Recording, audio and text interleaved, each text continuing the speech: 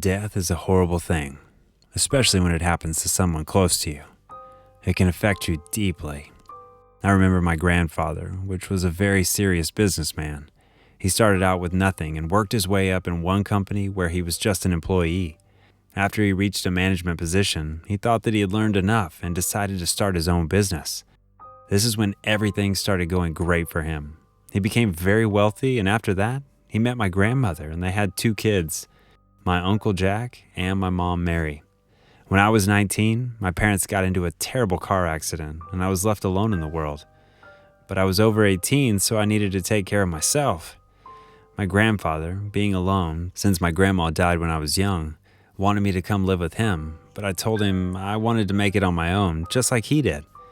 He was proud of me, and we always had a strong bond. Even though I had a low-paying job, he would still watch me from the shadows, as you might say, to make sure that I was okay. After about 1 year, just 2 months after my 20th birthday, which I celebrated with him and a couple of my friends at his house, he passed away. I knew that he had cancer for a couple years, but he looked good and didn't have any pain. Or at least that's what I thought. He might have been putting on a brave face. After his death, I got a phone call from his lawyer. I didn't know what he wanted, and I was surprised that he called me. But soon I found out that my grandfather made a will and testament, and that I needed to be present when he reads it because he had left me something. He also told me that my uncle, which I didn't care that much about because he was always a jerk, will be present. He told me the date, and after 2 days, I was at his office, all dressed up in a suit, looking professional. As I was talking with him, my uncle and his wife came in. They didn't even come to his funeral. I had to take care of everything. Anyway, I really didn't stand them. As the lawyer was talking about my grandfather, saying some nice words, my uncle's wife interrupted him and told him to get to the good part. She wanted to know what she got. It really ticked me off, but I decided to remain calm and not say anything. The lawyer took a long look at her, and then he took out the will. He started reading, and not long after, my uncle found out that he only got my grandfather's dog. He was a German Shepherd, but he was really old. My uncle was outraged. He got up and started yelling, saying that he doesn't want a stupid dog. He asked, "What about the house and the money?" The lawyer smiled, as if he was enjoying the moment, seeing how the two were reacting and that they didn't care about my grandfather at all. He continued by saying that the house and half of the money will go to me and half will go to charity. His wife started cursing and left the room, slamming the door behind her. I got up and I told her not to talk badly about my grandfather, and then my uncle followed her. I didn't see the two of them for the next month or so, but I took my grandpa's dog in. He was so nice and sweet. Anyway, one evening I get a phone call. It was from a number that I didn't have in my contacts. I answered, and believe it or not, it was my uncle. I asked him if something happened, and he told me that he just wanted to make sure I'm all right, and that we're family after all, and that we should take care of each other. I agreed with what he said, but we never really hit it off. He invited me for lunch the next day, and I said yes. The next day, we met at a local bistro. He was already waiting for me, and as soon as I sat down, he was being so nice. He asked me what I wanted to eat because it's his treat and stuff like that. I found it weird, and I was right. Soon enough, he brought up the inheritance. He told me that he needed some money for a medical procedure and that things are not so good at work and he would love to open up his own business. He pestered me with all kinds of reasons for me to give him half of the money my grandfather left me, and I started to get annoyed. Finally, I told him that I knew he didn't want to bond as a family and he was only after the money, so I left. After a couple of days, I got in my car to head over to the store so I could buy some groceries. I started pulling away, and all of a sudden, as I tried to stop the car because a red light was approaching, the car didn't stop. The brake pedal was soft and didn't do anything.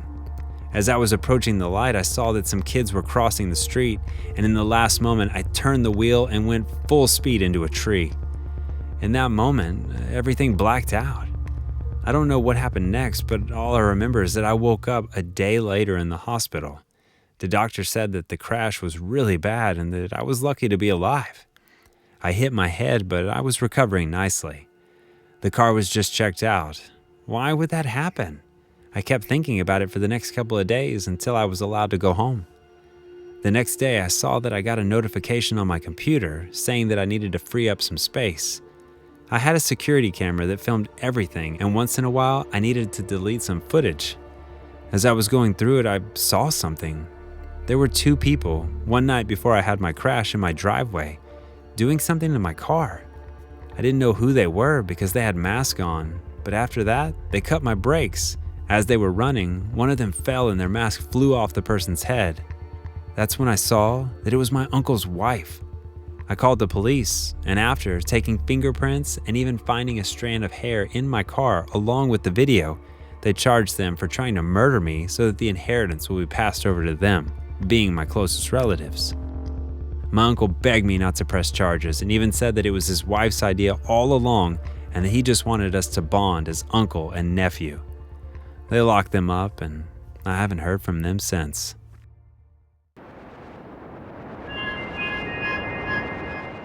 I smoothed my dress with a sigh. I had come to this party hoping to meet somebody interesting. It seemed like I would be disappointed.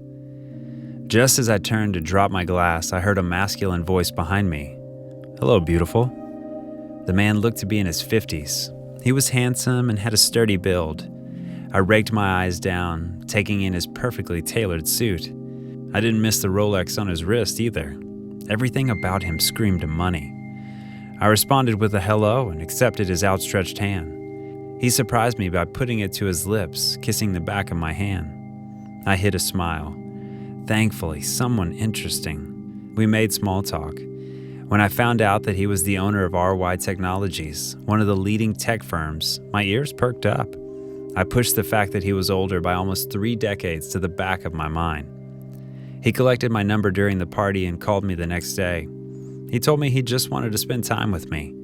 He took me shopping and stayed in the waiting room as I tried on dress after dress. I was floating on cloud 9. A girl could definitely get used to this. Throughout the week, he treated me to various sights and experiences.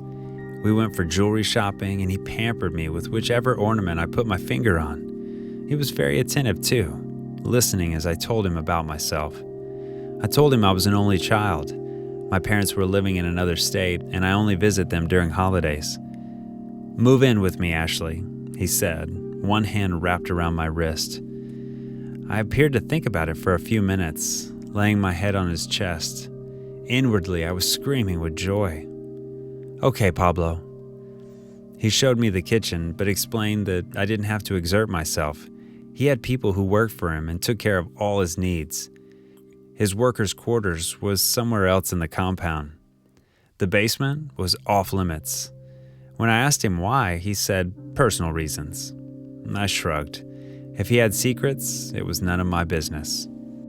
His driver drove me to work the next day, and I drank in the shocked expressions of my workmates. Yes, I'm rich now. I worked with a publishing company as an assistant editor. I sat at my desk plotting. If possible, I would make Pablo take me shopping again and buy me enough shoes to last me a lifetime. If I could make him buy me a car, it wouldn't be too bad. Then I would leave him. I was 27. I couldn't stay with an old man. I grinned as I resumed work. I had stayed with Pablo for 3 weeks. Before long, I started to get curious about the basement. No one went in except him, not even the workers. He would slip out of the bed when he thought I was asleep and go for about 2 to 3 hours. I didn't know exactly when he came back because I was usually asleep by then, no matter how hard I tried to stay awake. It was a Saturday, and Pablo was out for a business trip. I stood at the top of the basement stairs, biting my bottom lip. I tried the door handle.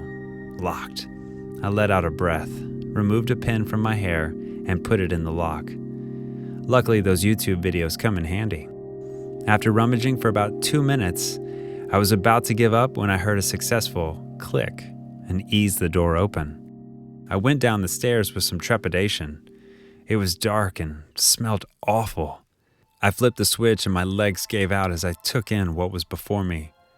There was a man with wires in his head. The wires were connected to a machine that showed data charts. He opened his eyes and he looked at me.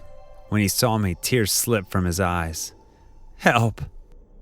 "What?" I swallowed. "What's the meaning of this?" He told me that Pablo was keeping him for crazy experiments. His firm, RY Technologies, had been secretly trying to install microchips into human test subjects. They wanted to fuse humans and tech. They believed it could be a huge breakthrough, except that the people they had used till then had all malfunctioned and died. They had a secret research facility, but sometimes 1 or 2 subjects were also tested at this makeshift facility at Pablo's house. They've done monstrous things, he shuddered.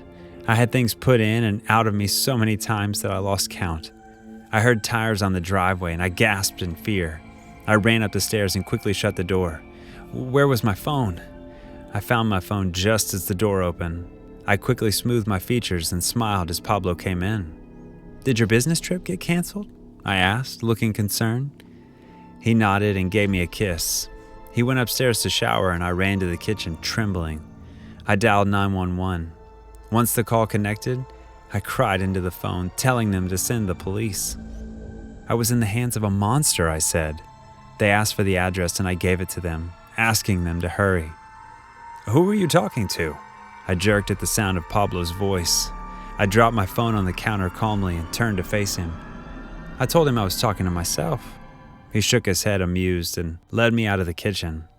Don't look towards the basement. Don't look, I said to myself. Pablo looked towards the basement, seeing lights under the door. I forgot to put off the lights. I had no plan in my mind, but when he turned around to look at me, I turned away from him and ran, pumping my arms wildly. He crashed into me after a few steps, tackling me to the floor. I had forgotten how fit he was. You had no business snooping in what doesn't concern you, he growled. I can't let you go now. I'm sorry. My face paled. He carried me down to the basement. Ignoring my kicks and punches, I screamed all the way down. His breathing was rough as he tied my hands together. The man hooked into the machine looked at me sadly as I struggled. Pablo injected me with a strange blue liquid and I screamed at the violation. We heard the sirens of the police and I sighed in relief. You called the police? You really don't know how the system works, do you? How do you think I'm able to fund my research, get the infrastructure and grants? Didn't think you'd be so naive to do such a thing. He slammed my head to the floor and I embraced unconsciousness. When I came around, I was in the hospital. The doctor informed me that I had fallen from stairs and suffered a mild concussion. He also told me to forget what I had seen or heard in the last 3 weeks, as that was in the best interest of my safety.